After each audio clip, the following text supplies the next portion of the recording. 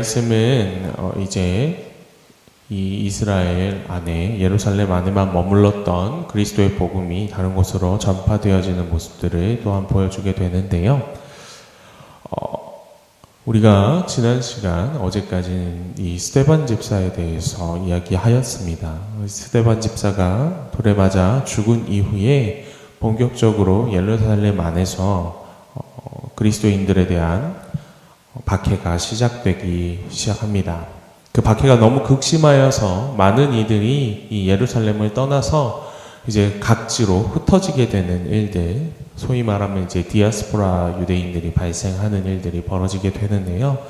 단순히 그냥 유대인들만 흩어진 것이 아니라 그것 가운데서 이제 여러 이 사도들과 복음 전도자들이 각 지역으로 흩어지게 되는 것입니다. 그런데 오늘 이제 이 사마리아라는 지역으로 빌립이 들어가서 복음을 전도하게 되는 것이죠. 그런데 그 사마리아 지역이 사실은 굉장히 이스라엘과 관계는 많지만 이스라엘은 온전히 이제 자신들과 같은 민족이라고 생각하지 않는 자들 아닙니까? 왜 그러냐면 이방인들과 통혼한 자들이 모여 사는 곳이 사실 사마리아인의 모임들이었기 때문입니다.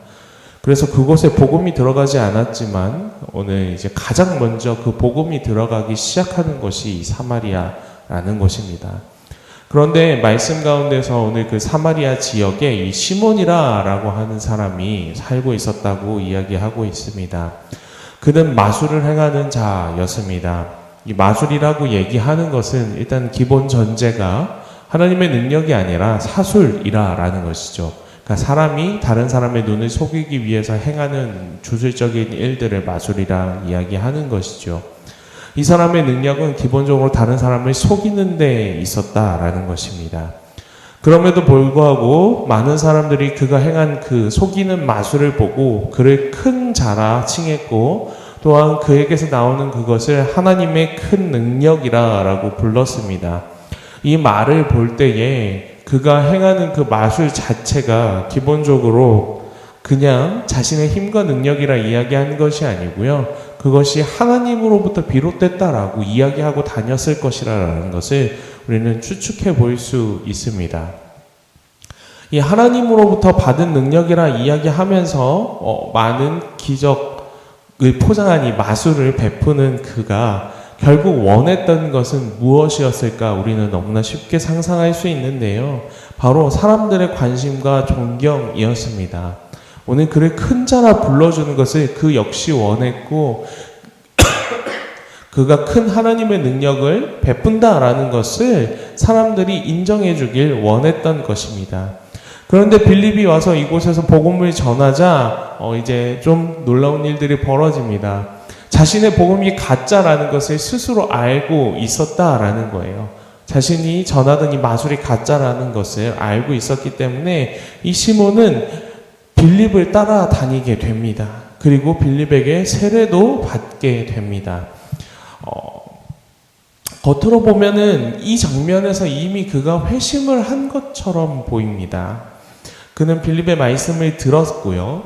그리고 빌립을 통하여서 예수 그리스도를 믿는다라고 이야기했고 그렇기 때문에 그가 세례를 받을 수 있었고 그 이후로도 그는 빌립과 협력하며 빌립을 따라다녔다라는 것이죠. 그러니까 겉으로 보여지는 모습은 지금 무슨 일이냐면 이 시몬이라는 사람이 온전히 하나님께 회심한 것 같은 모습을 보여주고 있는 것입니다. 그러나 여러분, 우리가 지난 말씀들을 통하여서 계속해서 들여다보고 있는 것이 무엇이냐면 사람이 겉으로 드러나는 행실은 사람을 속일 수 있다라는 것이에요. 애초에 이 시몬이라는 사람은 하나님의 능력을 베푸는 자라고 다른 사람들을 속였던 사람들이에요. 그리고 오늘 빌립을 쫓아다닐 때도 여전히 그는 겉으로 보여지는 모습은 신실한 사람이에요. 말씀을 쫓는 사람이고요. 상고하는 사람 같고요. 그 말씀이 맞으니 세례를 받기 원해서 세례도 받았고요. 그리고 계속 그 사역자를 따라다니면서 동역하는 자였다라는 것입니다. 교회가 원하는 사람 아닙니까? 능력도 베푸는, 능력도 있고요. 믿음도 있는 것 같고요. 교회도 열심히 하고요. 하지만 결국 그가 원했던 그 동기는 하나님을 참으로 알고자 했기 때문에 보다는 이 교회라는 공동체 안에서 자신의 영향력이 높아지길 원한 거예요. 사람들이 자신들을 칭찬하길 원한 거예요. 자기를 큰 자라 불러주길 원했고요. 자신이 하나님의 큰 능력과 함께하는 사람이라 라는 것을 이해해 주길 원하는 것입니다. 그러나 그가 행하는 그 모든 일들은 결국 자기 자신을 위한 일들이었지 그 어디에도 하나님을 위하여 드리는 것이 없었다라는 것을 우리는 알고 넘어가야 하는 것입니다.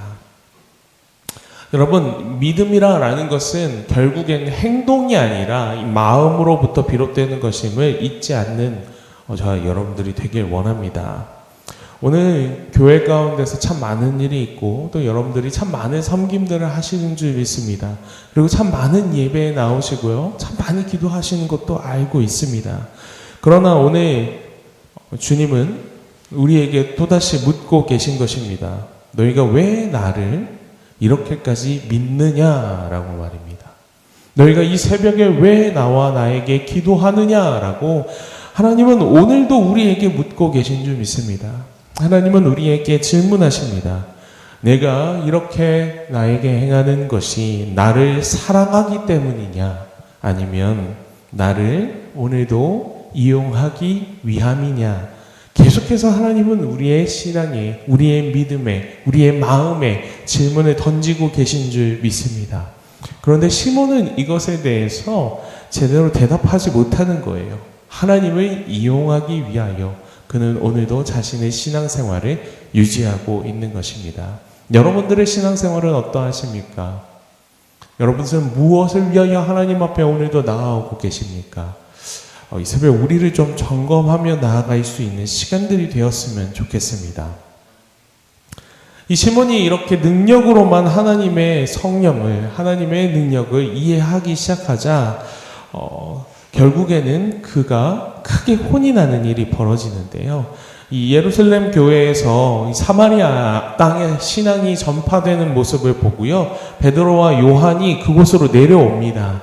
그리고 그곳에서 복음을 전파하고 사람들한테 안수하고 세례를 베풀자 이 성령이 이 사마리아 땅에 임하는 일들이 벌어지게 됩니다. 시몬이 깜짝 놀랐다라고 이야기하고 있는데요. 왜냐하면 자신이 베푸는 것이 거짓이라라는 것을, 자신이 행하는 것이 거짓이라라는 것을 그 스스로도 이미 알고 있었던 거예요. 그런데 오늘 무엇을 본 겁니까? 진짜를 보는 거죠. 진짜를 본 거예요. 하나님께서 정말 살아계시구나라는 것을 그냥 듣기만 하고 행하였다가 오늘 진짜 목도하게 되자 그는 하나님을 원하기 시작해요. 그런데 우리가 평소에 하나님을 대하는 방법이, 이 시몬이 하나님을 대하는 방법이 어떠했습니까? 자신을 위한 것 아니었습니까? 자신의 이름을 위한 것이고 자신이 다른 사람들에게 인정받기 위한 그런 모습으로 하나님 앞에 나아가지 않았습니까? 그러니까 진짜를 봤을 때도 그 진짜에게 어떻게 나아가야 되는지, 그 진짜를 어떻게 만나야 하는지 알지 못하는 거예요. 그래서 시몬은 이야기합니다. 이 권능을 내게도 주어 누구든지 내가 안수하는 사람은 성령을 받게 하여 주옵소서라고 말입니다. 능력으로만 여기는 거예요. 내게 주어질 수 있는 어떤 힘적인 것으로만 이해하는 거예요. 성령님을. 그래서 여기서 이제 이 시몬의 결정적인 문제들이 드러나게 되는 것입니다. 하나님을 전혀 인격적으로 만나지 못하는 거예요. 그러니까 하나님을 참으로 바라보아도 그 하나님을 인격적으로 만나지 못한다라고 하면 그저 신기한 일에서 멈춰버리는 것입니다. 하나님은 우리가 조정할 수 있는 분이 아닌 줄 믿습니다. 하나님은 단순히 능력도 아닙니다. 이 모든 것은 하나님께서, 전능하신 하나님께서 우리에게 선물로 주시는 것들일 뿐 우리가 하나님과 동등되이 무엇을 요청하고 얻어낼 수 없다라는 것을 우리는 기본적으로 항상 마음에 품고 있어야 합니다. 그러니까 하나님께서 주신다라고 이야기하시지만 여러분, 그것은 하나님의 마음에 달리는 것이에요. 우리가 하나님께 요청하고 무릎 꿇고 기도한다고 해서 하나님이 우리에게 주시는 것이 아니라라는 거예요. 반드시 주셔야 한다라는 것이 아니에요. 안 주신다라는 것을 이야기하는 것이 아니라요, 하나님이 우리의 기도를 응답하실지언정 그 응답이 예스만 있는 게 아니라라는 것을 여러분 이해하셔야 된다라는 거예요. 때로는 노일 수도 있고요, 때로는 기다리라 말씀하실 수도 있는 게 하나님이심을 인정해야 한다라는 거예요. 그런데 시몬은 오늘 무조건 예스인 하나님만 이야기하고 있는 것이에요. 그리고 그 예스를 무엇으로 사려고 하는 것입니까? 돈으로 사려고 하고 있는 것이죠. 이에 베드로가 그에게 이야기합니다. 내가 하나님을 선물을 돈으로 살 줄로 생각하였으니 내 은과 내가 함께 망할지어다. 그 결과가 어떻다라고 베드로가 이야기하고 있습니까? 그런 신앙생활이라면 자신이 원하는 욕망을 위하여 결국 하나님 앞에 나아오고 기도하고 섬기며 봉사해봤자 결국 자신의 이름을 드높이기 위하여, 자신의 삶이 평안하기 위하여 구하는 것 외에 하나님을 진짜 인격적으로 만나지 못하는 사람이라면 결국 그 결말은 평생을 하나님 앞에 서 있는다 할지라도 멸망밖에는 없다라는 것이에요. 이것이 베드로가 처음으로 그에게 던지는 말입니다. 그리고 그렇게 망할 수밖에 없는 이유를 베드로는 아주 간단하게 이야기하는데요. 바로 그에게 이렇게 이야기하죠.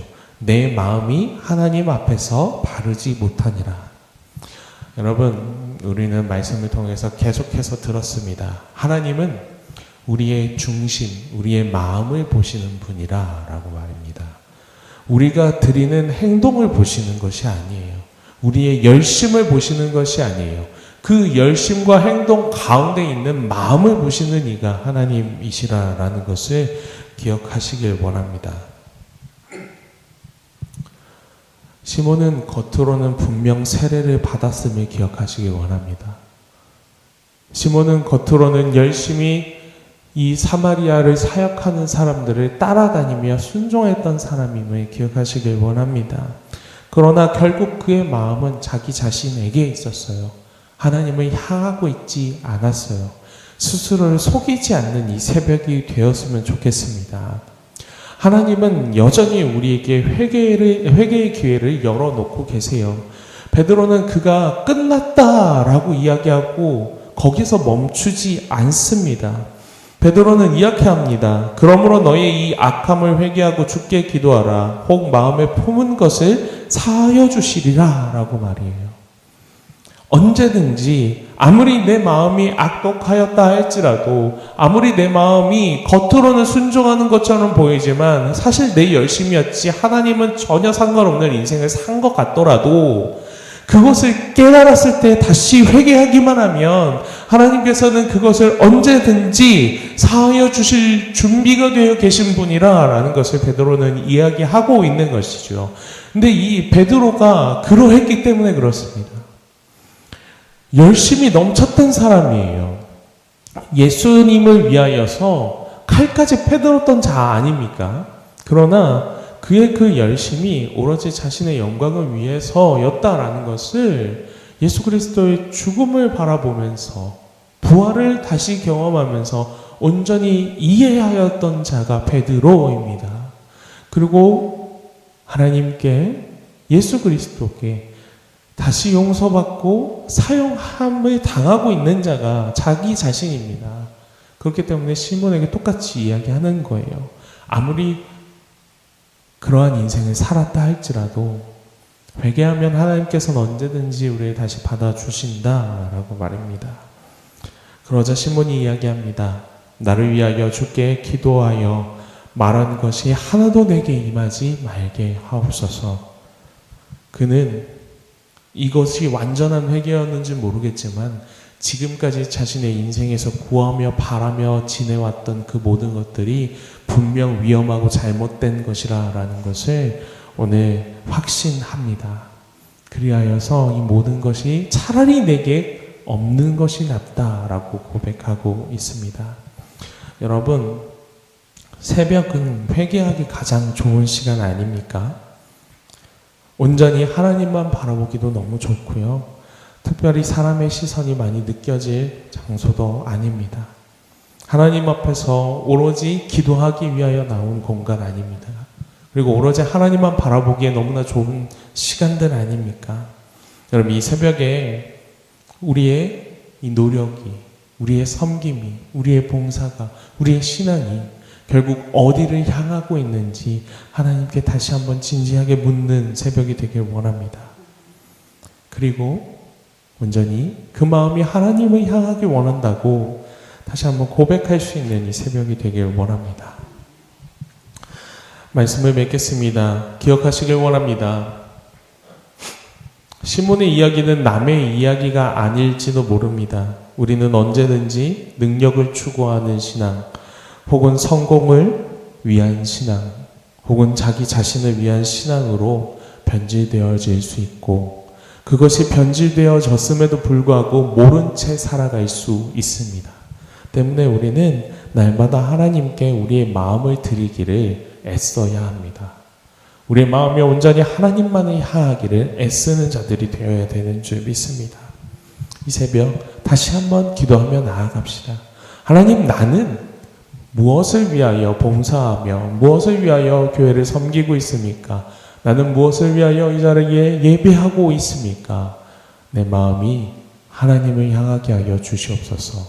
그 모든 길들이 하나님을 향하고 있는 것이 분명하다면 이것이 세상을 향해 눈돌려지지 않게 도와주시옵소서. 그리고 혹시 내가 내 자신만을 위하여 구하고 있던 것이 있다면 하나님, 나의 눈을 돌려, 나의 마음을 돌려 다시 하나님을 바라보게 하여 주시옵소서. 이렇게 하나님께 기도하며 우리의 마음을 드리며 나아가는 오늘 새벽이 되길 소망합니다. 함께 기도하겠습니다.